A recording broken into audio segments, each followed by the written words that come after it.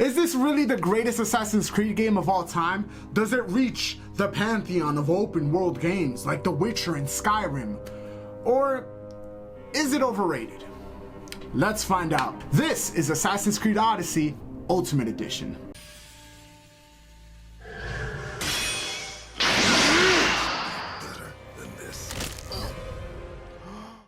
What up everybody, welcome to the channel. I'm your host Mike Fury and I make informative videos just like this one, so please hit the subscribe button and hit the notification bell so you don't miss out on any future content. And here is my complete review of Assassin's Creed Odyssey Ultimate Edition. Story: you are a Spartan warrior, descendant of the great Leonidas. This is Sparta!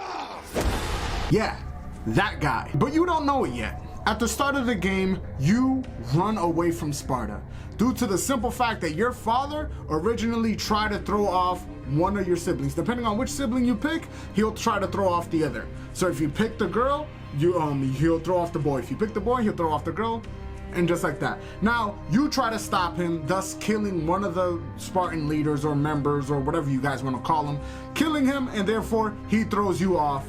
And that's where we start. Now you are much older. By this point in time, you are a mercenary for hire, or a misthios is what they call it. Kind of like a magi from Origins, but a lot Greeker.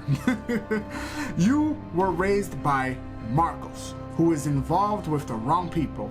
In order to protect your loved ones, you kill a certain individual who divulges certain information, not only of your past, but also of your family and their current predicament. You then set sail off to uncover the Greek world filled with mysteries of your family, a cult, and the gods themselves. Now, the great part about Assassin's Creed Odyssey is that they get the history portion correct, helping the game along to be one of the more enjoyable Assassin's Creed stories to date. The philosophers that you get to meet play supporting roles. Herodotus, the historian, accompanies you and writes your story. Barnabas is a God-fearing captain and he accompanies you, and he's enjoyable with witty banter and things of that nature. You also get tons of love interests, war generals, your family members, kings, queens, rebels, all have tons of dialogue, and it makes the story much more enjoyable than Origins and probably previous Assassin's Creed as well. The fact that Megacles and the pirates both paid you is just a bonus. Everyone pays to hear lies. They want to believe. Time for justice. May her wrath rain down on both of us.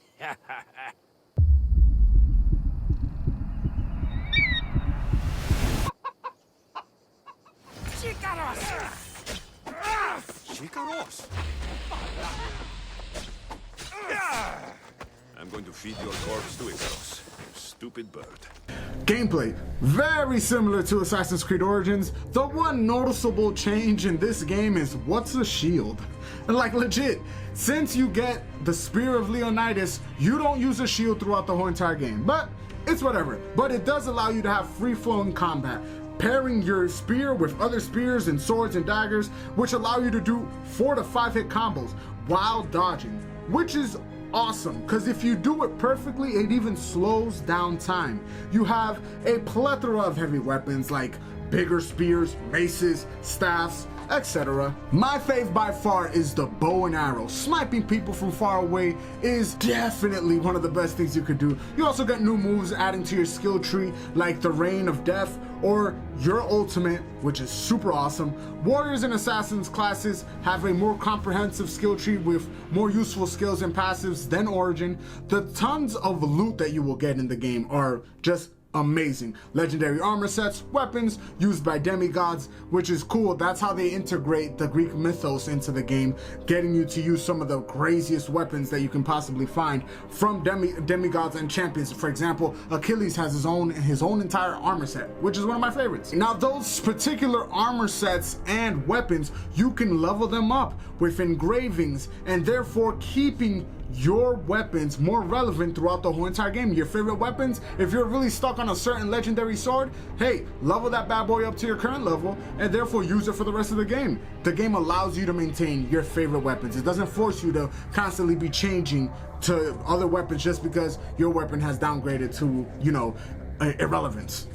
Naval battles are back and better than ever. Ships can now be upgraded to its fullest, from the ram in front with the actual point in front to your actual fire arrows and things of that nature. It is dope. You can find new lieutenants and recruit them throughout the world. I think that is awesome. There is decision making, tons of choices to do throughout the whole entire game. Some affect the world in bigger ways, some in quite smaller ways as well, but they do have a profound change, and I like that.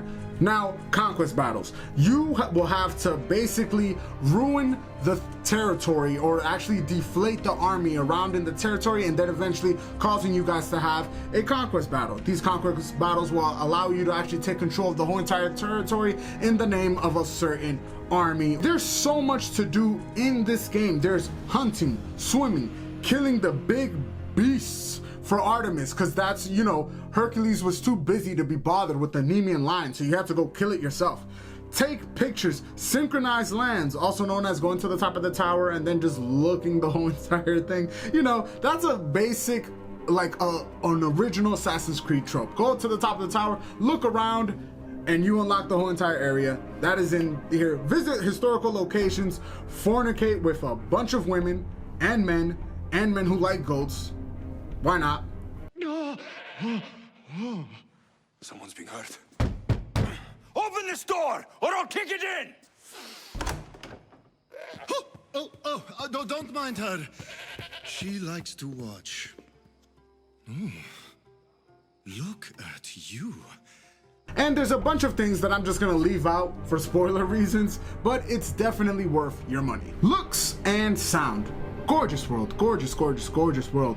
Everything looks great, from the statues to the caves to the lush forest, the ocean floor, even the ocean floor, guys.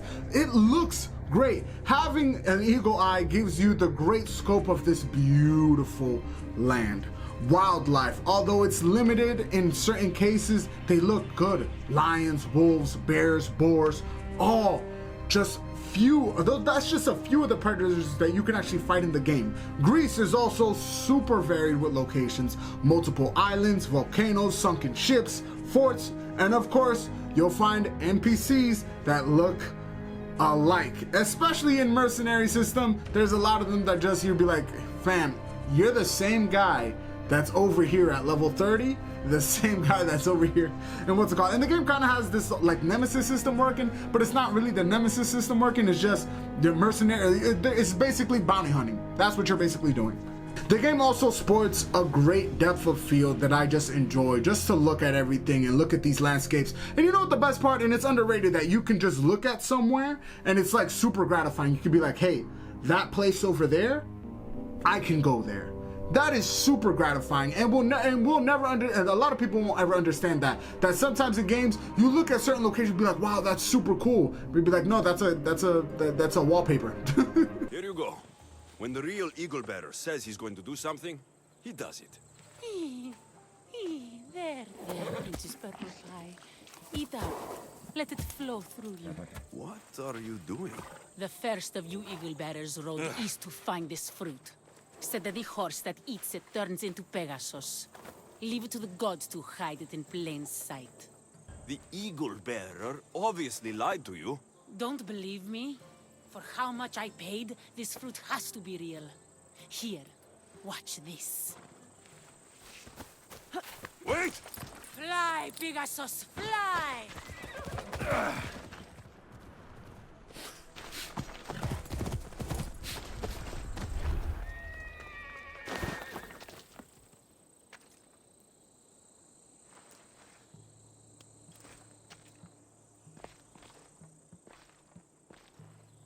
Sound. It is a mixed bag. I am sad to report this. It doesn't sound bad. Please don't get it wrong. It doesn't sound bad, but there's just a lot of irregularities inside the game.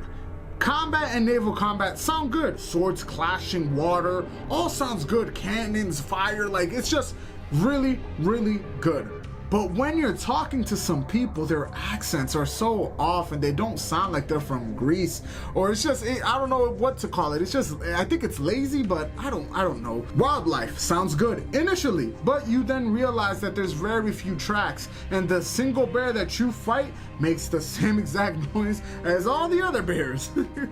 It kind of breaks the immersion to a certain degree. Now, Cassandra's voice actor is much better than Alexios. I do have to say that. That's why a lot of people like Cassandra, and due to the canon of the game, I do have to let you guys know, the canon of the game lets you know that Cassandra is the definitive character for the game. Prominent characters all do a really good job as well. I love to hear Socrates go into his little expositions and talk and explain things and question life itself. It's all really, really well done. I like prominent characters, but do understand that it's mixed in certain areas that I'm like, why?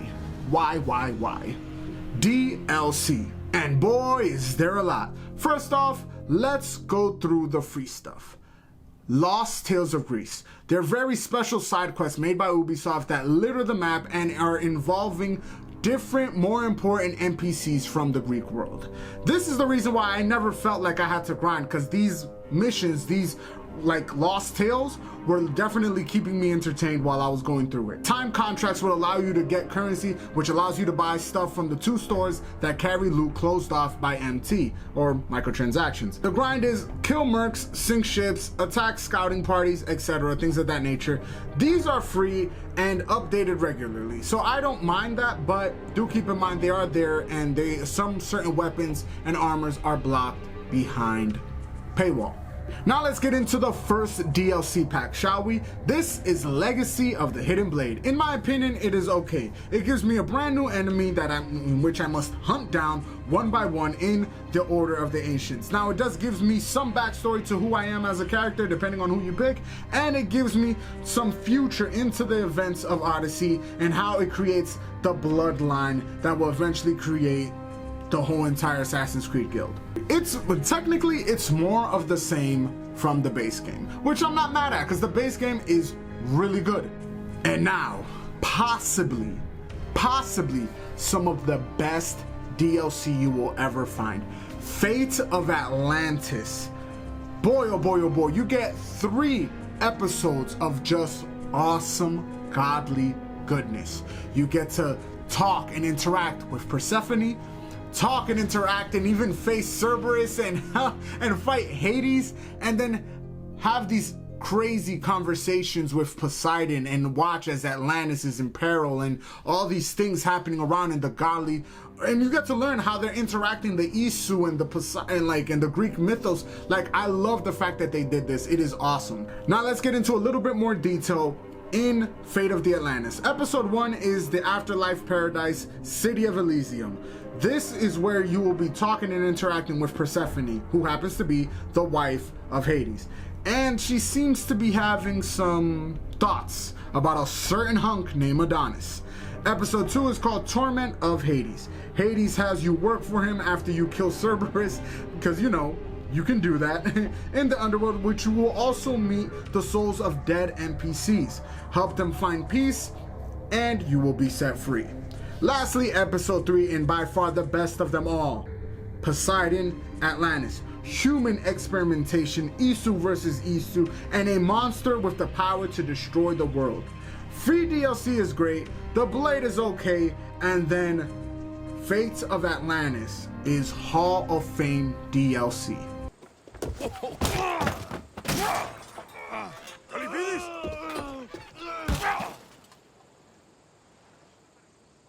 Calipides?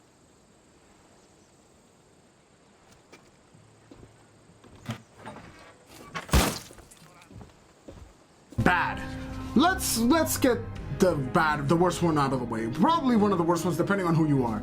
Number 1, this is a big game with some big issues. How is there 20 legendary weapons hidden behind microtransactions? That is absolutely absurd. We're not talking about skins here. We're talking about weapons with unique traits hidden behind microtransactions. Now, that's just weapons. We have armor hidden behind it. We have crew members hidden behind it. We have ship parts hidden behind it. All missing from the base game. That's just one.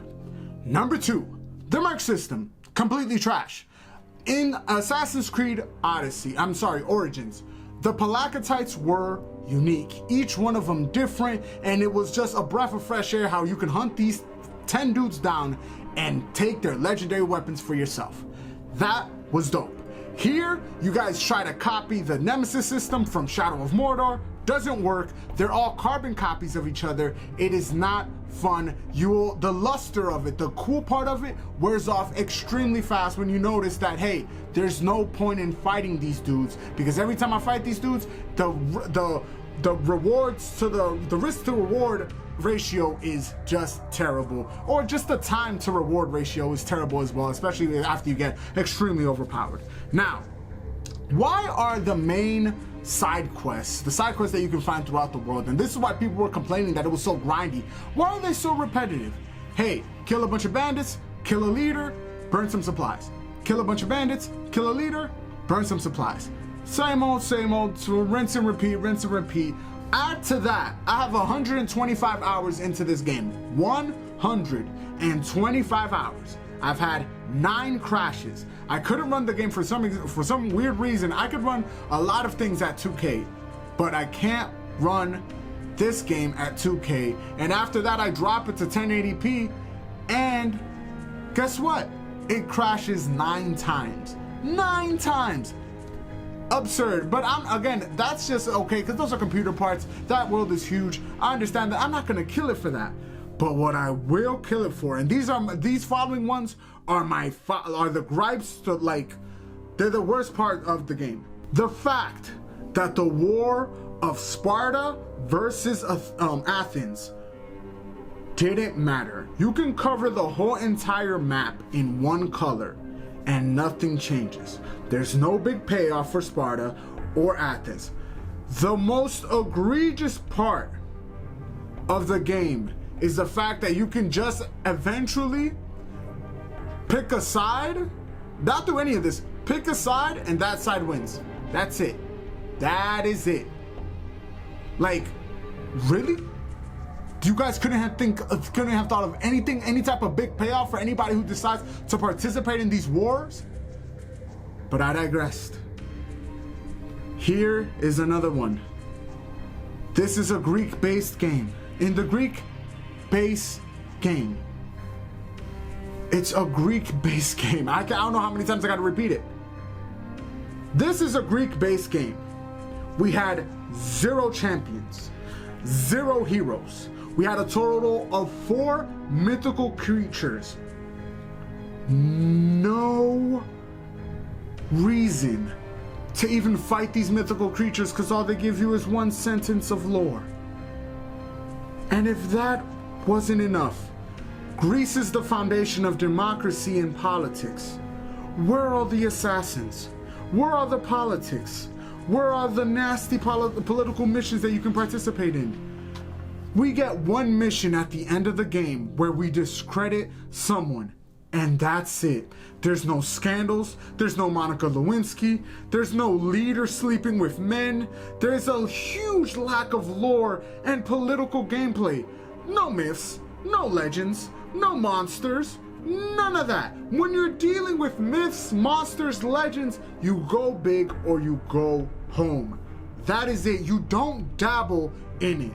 The base game had the Minotaur in it, which means that Theseus didn't kill the Minotaur. How is Theseus a legend? How does he have legendary weapons and armor? I ask you. Here's another one. The Nemean Lion. We get to kill it. We get to kill the Nemean Lion. Guess what? That means that Hercules didn't complete his 12 labors. Why is his mace legendary? Where is Zeus, Ares, Apollo, Hera, Athena? Even though you kind of get to meet Athena. The Titans. What about the Titans? No Titans? Chimeras. Scylla? Poseidon. Poseidon created water horses. Can I get a water horse? Okay, maybe I'm being eccentric. No Aphrodite either? But hey, we fight 3 Cyclopses, so gods know, Cyclops yes. I really don't know what they were going for. Misthios, you're back! And not a moment too soon. I got what you asked for. Who is this of Xesia? This is the misthios who's going to reignite our spark, my love. Oh no!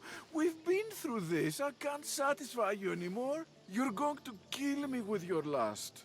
Nonsense. I'm going to make you an elixir that will give you the vigor of a man a fraction of your age. God save me. I cannot do this anymore.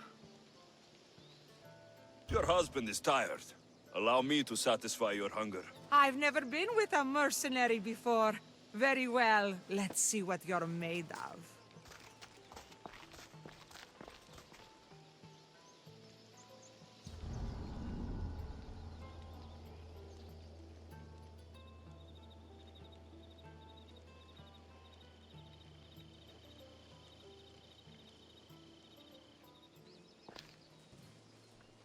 Did she have fun? That should hold her for a few days at least. Thank you, misthios. Here, take this as payment. You've more than earned it. In conclusion, regardless of all of my gripes, I do have to say Assassin's Creed Odyssey is a great game. The Ultimate Edition gave me around 125 hours of content. That is naval battles, great fights, a great combat system, awesome loot, great DLC, especially since that Fate of Atlantis DLC, so freaking good. The story itself, depending on what decisions you make, it is affected, and certain people will have fates that certain people do. If you do it the right way, you should have, everybody should have a great time. If not, if you do something, you're gonna get a negative ending. There's good, positives, there's different endings which allow you to replay it. But this game is so long, imagine having to replay another 120 hours to get the different endings. That's way too much. But anyways, guys, this game is well worth every single penny. I love Greek mythology. Like, those are my bedtime stories, everybody. I love Assassin's Creed. The franchise itself has given me a lot of great memories. And my beef with this game is the fact that this game could have easily been a 10 out of 10 if they just gave it tender love and care. Just a few more like days or development months of tender love and care, and this game would have been 10 out of 10. But as of right now, the final score for Assassin's Creed Odyssey, the Ultimate Edition, is a 8.5 out of 10. Definitely a great game. Just again, it's funny how a lot of Ubisoft games, they hover around that 8 range, and I will never understand why they won't never try and just reach for that championship belt and be like, yes, we got a legendary status. Like, but I don't know. I digress, guys. Let's get into the questions. Is it fun? Yes, it is fun.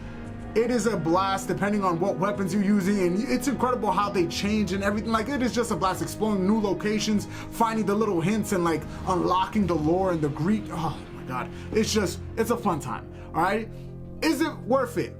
You can find this, the Ultimate Edition, $35 and under, is completely worth it. 125 hours of gameplay. The base game could be found $20 more or less, $25, but still, you can still get around 60 to 80 hours out of the base game too. So definitely worth it. If you find it anything under 35, that is easy peasy, lemon squeezy. Go ahead and cop that. And finally, who is it for? I would say a teenager above. Don't give this to, there's certain scenes that are graphic, there's certain things implied, there's mature content, there's sexual content. This is Greece after all. There's certain things that might not be suitable for children or an immature teenager. Now, if he's around that 15 range and he's starting to grow, like starting to develop and become older and a little bit more mature, go ahead and give it to them. Let them enjoy this great game. And that is it for today, guys. Thank you guys for watching. Don't forget to subscribe if you enjoyed the video. Hit the like button. If you're new here and you want to see more, subscribe to the channel. I make videos daily. And as always, you guys, if you want to join the family, Patreon's down in the description below, along with all my social media links. You guys already know the deal. $1 a day keeps the landlord away. I'm your host, Mike Fury. It has been a complete pleasure. Until next time, Mike off.